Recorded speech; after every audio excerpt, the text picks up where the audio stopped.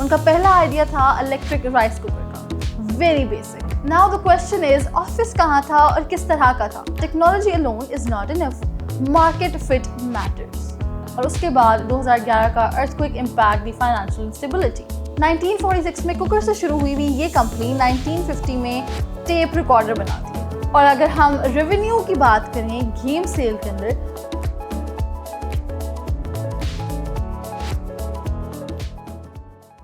Hey guys, welcome to another episode of a नया venture with मिनाहिर, जहां मैं आपको ऐसी स्टोरीज सुनाती हूँ और ऐसे वेंचर्स की स्टोरीज सुनाती हूँ जिनकी जर्नी आपसे शेयर करती हूँ और उनकी सक्सेस स्टोरीज, किस तरह उनके बिजनेसेस जो हैं वो सक्सेसफुल हुए, वो शेयर करती हूँ।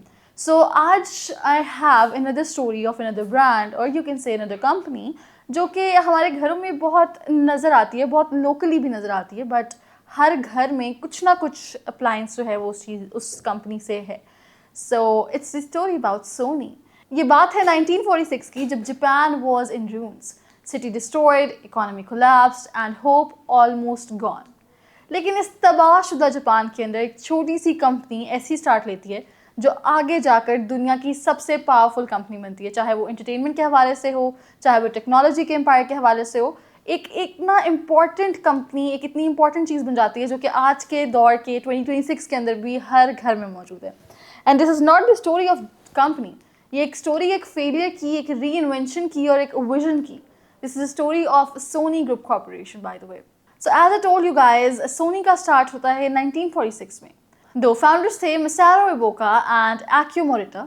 एक इंजीनियर था और दूसरा फिजिसिस्ट एंड विजनरी बिजनेसमैन था। मतलब टेक्नोलॉजी से दोनों का दूर दूर तक कोई ताल्लुक नहीं था। फिर कंपनी कैसे स्टार्ट हुई, इतनी सक्सेसफुल कैसे बन गई? कंपनी का नाम भी पहले सोनी नहीं था, it was Tokyo Decision Kogyo, if I'm pronouncing it right. Capital सिर्फ 1,90,000 येन था और ऑलमोस्ट $500 थे, और टीम सिर्फ 20 लोगों की थी। Now the question is, office कहाँ था और किस तरह का था? एक डैमेज बिल्डिंग जो टोक्यो में थी, जहाँ वॉर के बाद सब कुछ तबाह हो चुका हुआ था, was the building जिसको सोनी अपना ऑफिस कहता था। उनका पहला आइडिया था इलेक्ट्रिक राइस कुकर का, very basic, but the result was a disaster. Rice या तो जल जाते थे या अंडर कुक होता था, मतलब it was a complete fail, it was never sold. लेकिन यहाँ एक इंपॉर्टेंट लेसन मिल रहा था, दैट इनोवेशन सिर्फ आइडिया नहीं होता, it must solve the real problems. 1946 में कुकर से शुरू हुई ये कंपनी 1950 में टेप रिकॉर्डर बनाती है, बिल्कुल ही different, but the problem was it was too big and too expensive. और यहाँ सोनी ने एक और लेसन को समझा, that technology alone is not enough, market fit matters. फिर स्टोरी आती है रीब्रांडिंग की। अब एक और प्रॉब्लम आती है, that was the name.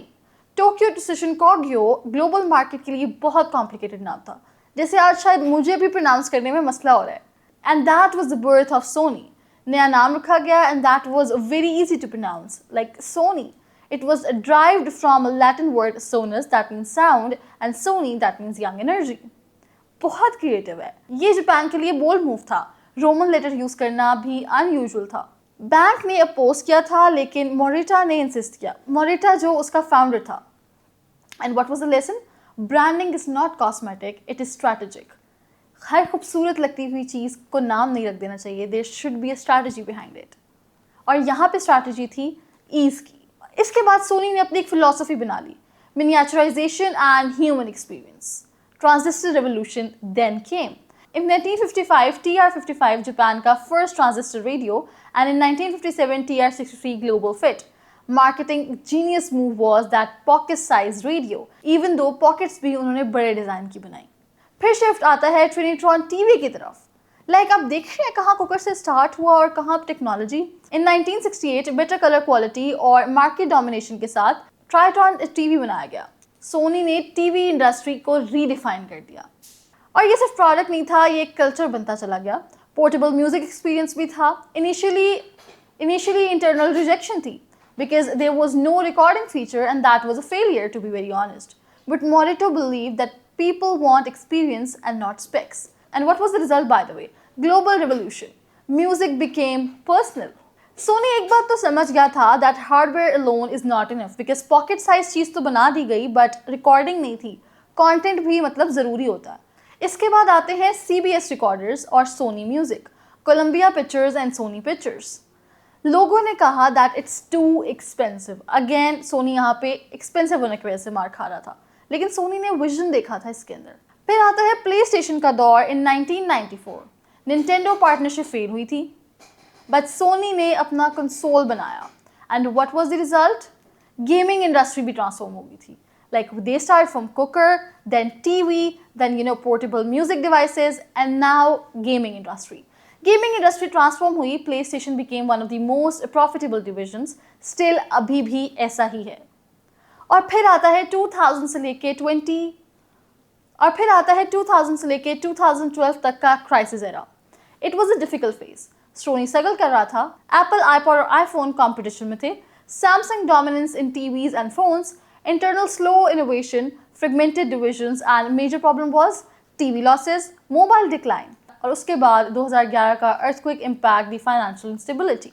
Sony actually lost the direction. और फिर आता है 2012 से लेके अभी तक 2026 का दौर, one of the Sony's turnaround. फिर लीडरशिप चेंज आया, Kazuo and Kenichiro ने लीडरशिप को होल्ड किया। स्ट्रैटेजी सिंपल थी, that focus should be cut and rebuild, restructuring everything. Workforce को रिड्यूस कर दिया गया 20% के साथ। और फिर आता है core pillars today, that is gaming and PlayStation ecosystem, PS5 की डोमिनेंस। इसके बाद सोनी रुका नहीं, बल्कि इमेजिंग और सेंसर्स की दुनिया में कदम रखा। Sony sensor power iPhone and Android cameras, like जो उनके डायरेक्ट कॉम्पिटिटर्स थे उनको पावर करना। Hidden backbone of the smartphone photography by the way. फिर आता है एंटरटेनमेंट का दौर। सोनी ने म्यूजिक और पिक्चर्स दोनों का इस्तेमाल किया, यानी semiconductors, advance imaging chips, AI sensing technology. Again जो कॉम्पिटिटर्स हैं उनकी बैकबोन बनने की कोशिश की गई। और फिर आया बिजनेस मॉडल का एवोल्यूशन, सोनी की जर्नी। 1940s में सर्वाइवल था, 1950s में टू 70s में मिनिचराइजेशन थी, फिर 1980s टू 1990s में हार्डवेयर और कंटेंट पे ध्यान दिया गया, और फिर 2000 में डाइवर्सिफिकेशन थी। लेकिन याद रहे 2000 का प्रॉब्लमैटिक फेज भी रहा। फिर 2010s के अंदर इकोसिस्टम पे फोकस किया गया, and now comes the ownership and structure. Sony is a public company, major ownership में इंक्लूड करते हैं Japanese trust banks and global institutional investors, foreign investors that are 57%। इसकी market value is around $120 billion, that the recent range by the way. और अगर हम revenue की बात करें गेम सेल के अंदर, Sony earns from first party games full revenue, third party games that is 30% platform fee, and subscriptions that is PlayStation Plus, online multiplayer से भी, free games के थ्रू भी, and game catalog के through भी। Predictable recurring income है। और अगर हम बात करें डिजिटल स्टोर्स की, तो shift from disk to download आया। No manufacturing cost, no retail cost, full pricing control and accessories. Controllers भी इनके अपने, VR, handset, high margin ecosystem product, सब कुछ इनका अपना था। और इकोसिस्टम इस तरह लॉक इन किया गया, गेम लाइब्रेरी के अंदर, फ्रेंड नेटवर्क के अंदर, एंड डिजिटल आइडेंटिटी के अंदर। Switching becomes difficult now for everybody. इसके अलावा Sony owns IP like God of War, the Last of Us. Even movies and series adaptation expand हुई। और प्लेस्टेशन सक्सेस क्यों आया था? Because of the digital shift, subscription models and exclusive content and ecosystem control. It's not a product, it's a controlled economy. And the main part was Sony का नाम change करना उसकी destiny change कर गया। सो जो हमें लेसन मिलता है वो ये है that don't stay in dying markets, focus on name strategy and don't lose hope. Once Sony save the company. Sony का सफर सिर्फ इलेक्ट्रॉनिक्स का नहीं है, ये एक स्टोरी है ट्रांसफॉर्मेशन की, from cooker to technology to backbone of its competitors. A bombed building in 1946 to a global entertainment and a tech powerhouse. Sony proves one powerful truth, that long-term success is not about avoiding the failure. It's about evolving faster than it.